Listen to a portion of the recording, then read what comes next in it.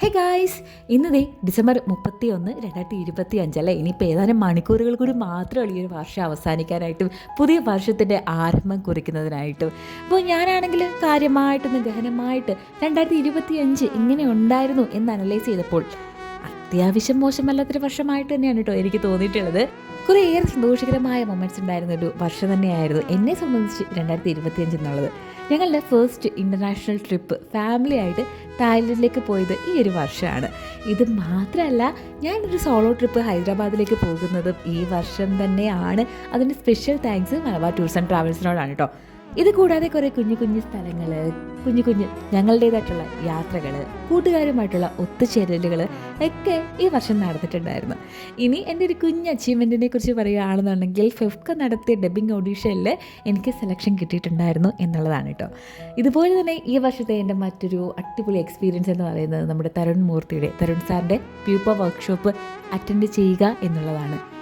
അടിപൊളി 2 ദിവസങ്ങളായിരുന്നു എൻ്റെ ലൈഫിൽ കടന്നു പോയിട്ടുണ്ടായിരുന്നത്. അവിടെ നിന്ന് എനിക്ക് കുറേയേറെ പ്രിയപ്പെട്ട സൗഹൃദങ്ങളെയും ലഭിച്ചിട്ടുണ്ട് എന്നുള്ളതാണ്. എനിക്കൊരു പുതിയ ഫോൺ കിട്ടിയതും ഒരു പുതിയ വ്ളോഗിങ് ക്യാമറ വാങ്ങിയതും ഒക്കെ ഈ ഒരു വർഷം തന്നെയായിരുന്നു. പിന്നെ ഭൂലോകം അടിച്ചായി ഞാൻ ഒരു യൂട്യൂബ് ചാനൽ തുടങ്ങിയ വർഷവും കൂടിയായിരുന്നു. കൺസിസ്റ്റൻസി ഇത്തിരി കുറവുണ്ടെങ്കിലും അടുത്ത വർഷം സെറ്റാക്കാനുള്ള പ്ലാനിലാണ് കേട്ടോ ഞാൻ. എന്നോ എവിടെയോ വെച്ച് ബ്രേക്കായി പോയ ഛായാമുഖി എന്ന് പറയുന്ന എൻ്റെ ഒരു കുഞ്ഞു സംരംഭം, എൻ്റെ ഒരു പാഷൻ ഞാൻ വീണ്ടും റീസ്റ്റാർട്ട് ചെയ്തതും ഈ വർഷം തന്നെയായിരുന്നു. ടോജോ എന്ന ഞങ്ങളുടെ നായ്ക്കുട്ടി ഞങ്ങളുടെ ഫാമിലിയുടെ ഭാഗമായതും ഈ 2025 തന്നെയായിരുന്നു. 2005 നെഹ്റു ട്രോഫി വള്ളംകളി കാണാനും അത് കവർ ചെയ്യാനുള്ള ഭാഗ്യവും എനിക്ക് കിട്ടിയിട്ടുണ്ടായിരുന്നു കേട്ടോ.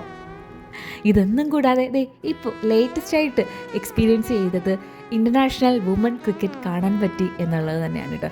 അങ്ങനെ നോക്കുകയാണെന്നുണ്ടെങ്കിൽ ആകെ കൊടി തട്ടും മുട്ടൊന്നും ഇല്ലാത്ത വലിയ പ്രശ്നങ്ങളൊന്നും ഇല്ലാത്ത ഒരു വർഷം തന്നെയായിരുന്നു എന്ന് കരുതി എനിക്ക് ലോസസ് ഒന്നും ഉണ്ടായില്ലെന്നല്ല കേട്ടോ. അത്രയേറെ ആഗ്രഹിച്ച പ്രിയപ്പെട്ട പലതും എനിക്ക് ഉപേക്ഷിക്കേണ്ടി വന്നതും ഈ 2025 തന്നെയാണ്. പക്ഷേ ജീവിതത്തിനെ പോസിറ്റീവായിട്ട് കാണാൻ ഞാനിപ്പോൾ പഠിച്ചു വന്നുകൊണ്ടിരിക്കുകയാണ്. അതുകൊണ്ട് തന്നെ 2025 എൻ്റെ നഷ്ടങ്ങളെയൊക്കെ ഞാൻ മറക്കാൻ തീരുമാനിച്ചു.